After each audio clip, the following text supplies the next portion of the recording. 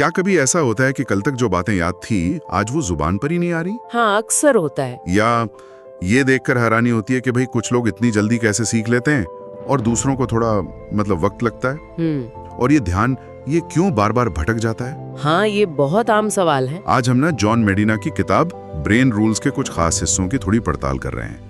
ये वही दिलचस्प सवाल हैं जिनके जवाब शायद हमें यहाँ मिले। अच्छा। कोशिश करेंगे समझने की कि हमारा दिमाग असल में अंदर से काम कैसे करता है, उसके अपने नियम क्या हैं। ये वाकई में एक सोचने वाली बात है कि हम जिस दिमाग पर पूरी तरह निर्भर हैं, हाँ, उसे ही शायद हम सबसे कम समझते हैं। मेडिना का काम हमें यही याद दिलाता है कि दिमाग कोई मशीन नहीं है जिसको बटन दबाया ऑन ऑफ कर दिया। सही बात है। ये एक जीवित चीज है, भावनात्मक है, लगातार बदल रहा है। तो अगर हम इसका बेहतर इस्तेमाल करना चाहते हैं तो पहले इसके काम करने के तरीके, इसके जो बुनियादी नियम है, उनको जानना जरूरी हो जाता है। हाँ, और ये नियम सिर्फ जानना ही नहीं बल्कि उन्हें अपनी रोजमर्रा की जिंदगी में लागू करने से फर्क पड़ सकता है ना? हाँ, बिल्कुल पड़ सकता है। तो चलिए इस सामग्री में थोड़ा और गहरा उतरते हैं और देखते हैं कि दिमाग के ये नियम हमारे सोचने, सीखने और हाँ, काम करने के ढंग को कैसे प्रभावित करते हैं। जरूर। सबसे पहली और बुनियादी बात जो इसमें सामने आती है वो दिमाग के विकास से जुड़ी है। इसका जो मूल मकसद था वो हमेशा से रहा है बचना, सर्वाइवल। हाँ, ये थोड़ा अजीब नहीं लगता कि हमारे आज के इतने कॉम्प्लेक्स दिमाग की नींव अब भी उस पुरानी बचने की प्रवृत्ति पर टिकी है? अजीब लग सकता है पर यही हकीकत है। विकास के लाखों सालों में दिमाग का सबसे पहला काम यही था, देखो खतरा कहाँ है, उसे भांपो और शरीर को तैयार करो प्रतिक्रिया के लिए। हाँ, प्रतिक्रिया के लिए। ये जो फाइट और फ्लाइट यानी लड़ो या भागो वाली प्रतिक्रिया है, वो आज भी हमारे सिस्टम में एकदम गहराई तक मौजूद है। जैसे ही कोई तनाव आता है, कोई चुनौती आती है, दिमाग का पहला रिएक्शन अक्सर यही होता है।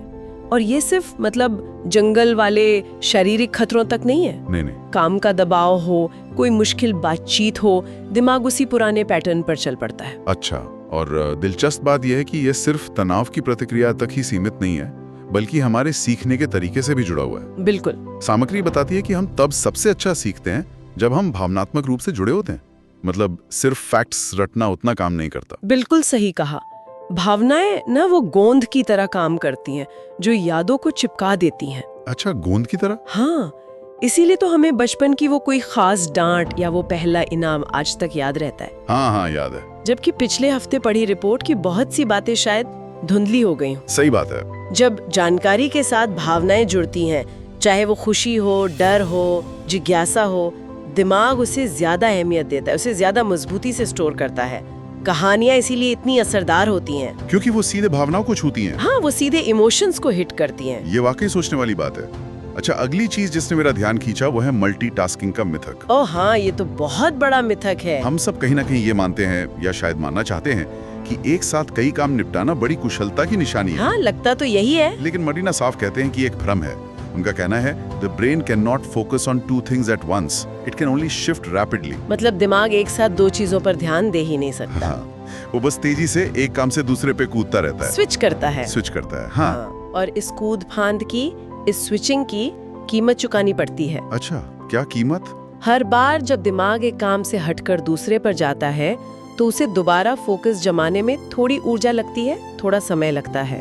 ये बिल्कुल वैसा ही है जैसे आप फोन पर जरूरी बात कर रहे हो और बीच में कोई मैसेज का जवाब देने लगे। हाँ, होता है। लौटकर कॉल पे आने पर एक सेकंड सोचना पड़ता है कि हाँ, कहाँ थे हम, बात क्या हो रही थी। हाँ, बिल्कुल। ये जो तेज बदलाव है, ये ध्यान को बिखेरता है और गलतियों की संभावना बढ़ जाती है। तो उसका मतलब ये हुआ कि जिसे हम मल्टीटास्किंग समझ रहे हैं वो असल में टास्क स्विचिंग है। हाँ, बिल्कुल। और हर स्विच पर हम कुछ खो रहे हैं, समय, ध्यान या काम की क्वालिटी। सही। तो अगर असल में ज्यादा काम करना है तो शायद एक समय में एक ही काम पर टिके रहना ज्यादा बेहतर रणनीति है। हाँ, बिल्कुल।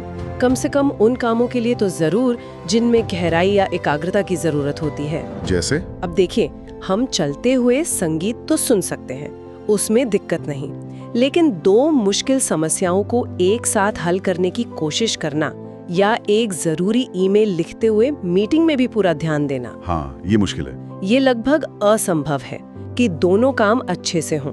दिमाग की बनावट ही ऐसी है कि वो एक चीज पर गहराई से फोकस करने के लिए बेहतर बना है, तो उत्पादकता बढ़ाने का रास्ता शायद मल्टीटास्किंग से नहीं बल्कि सिंगल टास्किंग से होकर जाता है, या जिसे डीप वर्क कहते हैं। ये मल्टीटास्किंग वाली बात तो कई लोगों की मतलब आंखें खोल सकती हैं। हाँ, मुझे भी ऐसा लगता है। अब आते हैं एक और चीज पर जिसे हम अक्सर सच कहूं तो हल्के में ले लेते हैं, नींद। ओ, नींद। हाँ, सामग्री इस पर बहुत जोर देती है कि नींद सिर्फ शरीर को आराम देना नहीं है, ये दिमाग के लिए एक बहुत जरूरी रीस्टार्ट और मेंटेनेंस प्रक्रिया है। ये बेहद बेहद महत्वपूर्ण है।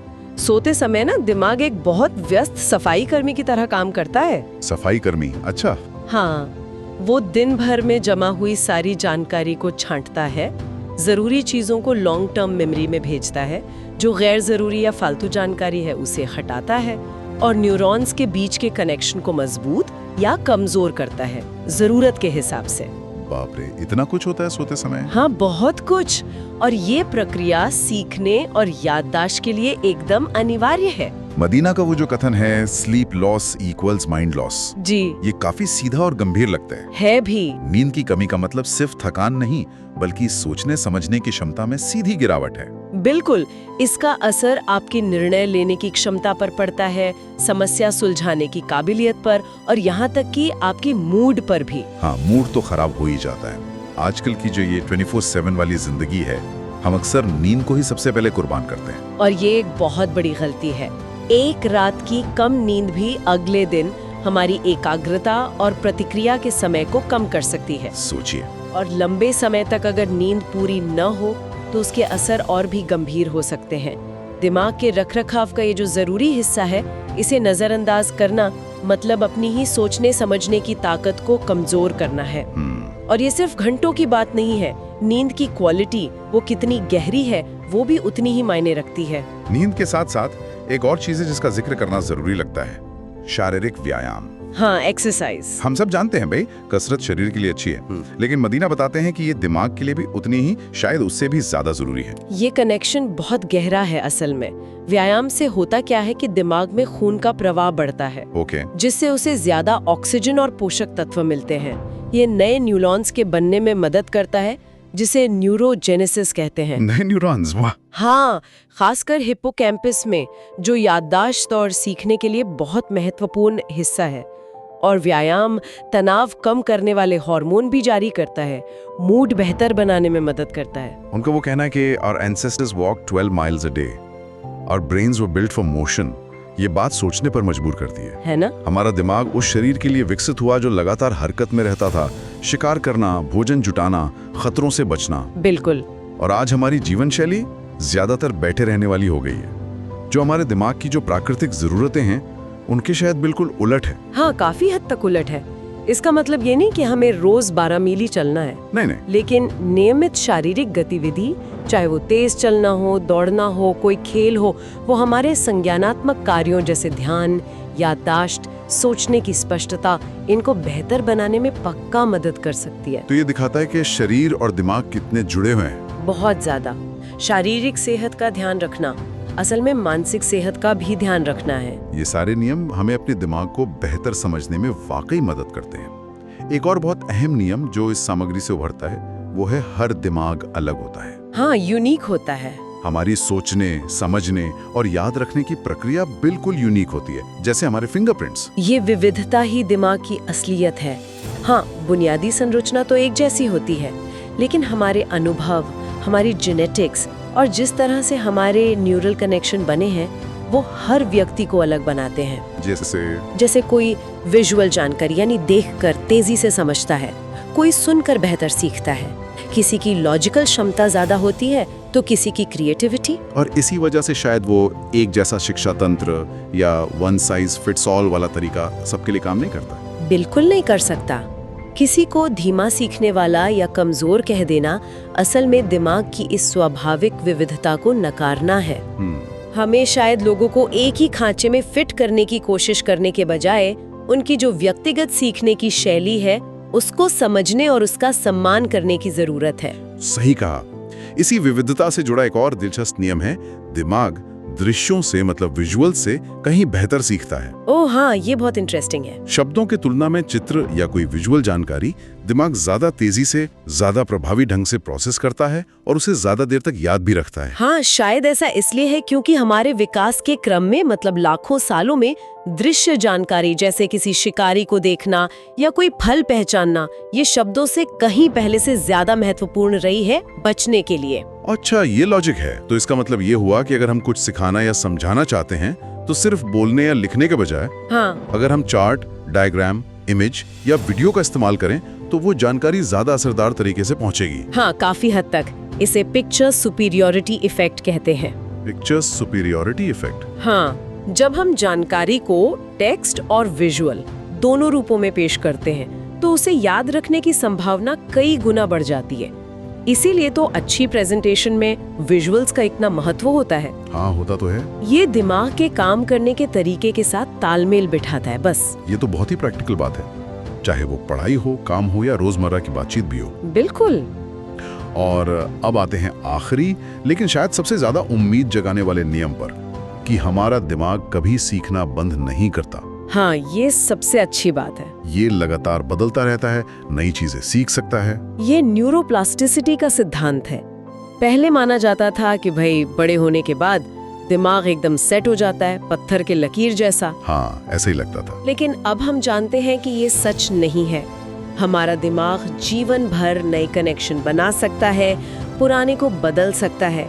हर बार जब हम कुछ नया सीखते हैं, कोई नया हुनर हासिल करते हैं या किसी नई चुनौती का सामना करते हैं तो हम सचमुच अपने दिमाग की वायरिंग बदल रहे होते हैं। मरी सानेवार का वो वाक्य, the brain is always under construction, ये कितना शक्तिशाली है। बहुत ज्यादा। इसका मतलब है कि उम्र कोई बाधा नहीं है।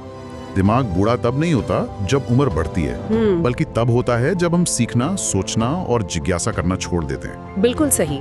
जब तक हम अपने दिमाग को चुनौती देते रहेंगे, उसे नए अनुभवों से रूबरू कराते रहेंगे, वो सक्रिय रहेगा, सक्षम बना रहेगा। तो ये हमें अपने भविष्य के लिए एक बड़ी जिम्मेदारी भी देता है और एक अवसर भी। हाँ, दोनों चीजें।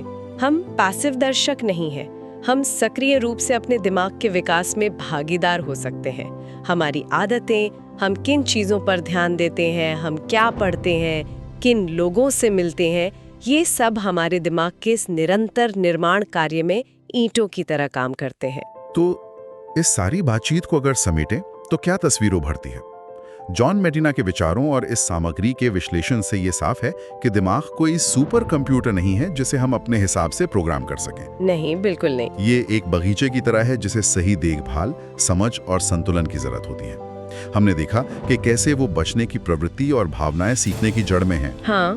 कैसे मल्टीटास्किंग असल में ध्यान भटकाने का काम करती है। नींद और व्यायाम दिमाग के लिए टॉनिक की तरह है, जरूरी है। हर दिमाग अपनी तरह से अनोखा है और विजुअल जानकारी के प्रति ज्यादा संवेदनशील है। सही। और सबसे अहम ये कि सीखने की क्षमता जीवन भर बनी रहती है। हाँ, लक्ष्य शायद सुपर इंटेलिजेंट बनना नहीं है, बल्कि अपने दिमाग की कार्यप्रणाली को समझना है और उसके साथ मिलकर बेहतर तरीके से काम करना है। बिल्कुल। ये जानने के बाद कि हमारा दिमाग कैसे काम करता है, हम अपनी सीखने की रणनीतियों को, अपनी कार्यशैली को और यहाँ तक कि अपनी जीवन शैली को भी उसके अनुरूप ढाल सकते हैं। हाँ। ताकि हम कम संघर्ष के साथ ज्यादा हासिल कर सकें। सही कहा। और चिंतनशील स्वर में और अंत में ये विचार कि हमारा दिमाग हमेशा निर्माणाधीन है, अंडर कंस्ट्रक्शन है, ये एक गहरा सवाल छोड़ जाता है। अगर ये सच है कि हमारे अनुभव, हमारी आदतें और हमारा ध्यान इसे लगातार आकार दे रहे हैं, तो हमें ये सोचना चाहिए क्या हम हर रोज जाने अनजाने में इसे कौन सा ब्लूप्रिंट या नक्शा थमा रहे हैं। हमारे रोजमर्रा के चुनाव, हम क्या देखते हैं, क्या पढ़ते हैं, किस पर ध्यान देते हैं, किससे बचते हैं, ये सब मिलकर हमारे दिमाग के इस निरंतर निर्माण को किस दिशा में ले जा रहे हैं। क्या हम इसे मजबूत और लचीला बना रहे हैं या अनजाने में इसे सीमित कर रहे हैं? ये एक ऐसा सवाल है जिस पे शायद हर किसी को थोड़ा विचार करना चाहिए।